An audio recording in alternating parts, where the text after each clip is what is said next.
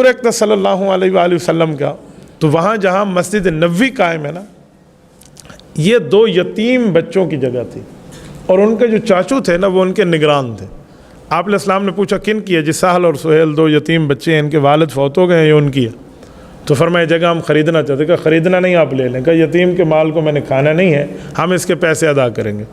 پوری مسجد نبوی کا جو ریٹ اور پیسہ لگا نا، جو قیمت لگی اس زمین کی، تو وہ سارے کے سارا پیسہ حضرت صدیق اکبر رضی اللہ عنہ نے ادا فرمایا تھا۔ یعنی حضرت صدیق اکبر کے مال کو حضور نے اپنا مال سمجھا، تو فرمایا نا کہ ہم ادا کریں گے۔ تو حضرت ابوبکر صدیق رضی اللہ تعالیٰ عنہ نے ان کا پیسہ عطا فرمایا، یہ مسجد نبوی بن گئی۔ مسجد نبوی کی تعمیر چل رہی تھی کہ اس دوران جب کھدائی ہوئی تو وہاں سے مشرکین کی ہڈیاں نکلیں، جو مشرکین کے زمانے میں مر گئے تو یہاں دفن ہو۔ تو آپ علیہ السلام نے فرمایا مشرکین تو نجس ہیں، لہذا ان کی ہڈیاں بھی یہاں سے نکال دو، اس جگہ کو صاف اور پاک کر دیں۔ بالکل ان کی ہڈیوں کو نکال کر، صحیح بخاری میں نوبشت نکال کر ایک دوسری طرف پھینک دیا گیا، تو اس جگہ کو مشرکین سے پاک کیا گیا۔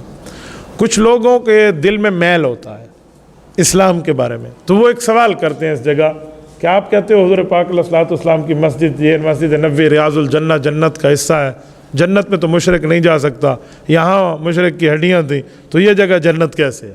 تو اس کا بہت آسان جواب ہے کہ شیطان بننے سے پہلے کہاں تھا؟ کہتے ہیں جنت میں تھا، اوپر ہی تھا۔ جب اس نے شیطانی کی، سجدے سے انکار کیا تو کیا ہوا؟ کہا جی جنت سے نکل گیا۔ تو ہم نے کہا مشرک تو جنت نہیں جا سکتا، یہ ادھر کیسے تھا؟ کہتے ہیں پہلے تھا پھر نکال دیا گیا۔ میں نے کہا ادھر بھی پہلے تھیں، پھر حضور نے ہڈیاں نکال دی تھی، اس لیے یہ بھی جنت رہی اور وہ بھی جنت رہی، اس پر کوئی اشکال نہیں ہوتا۔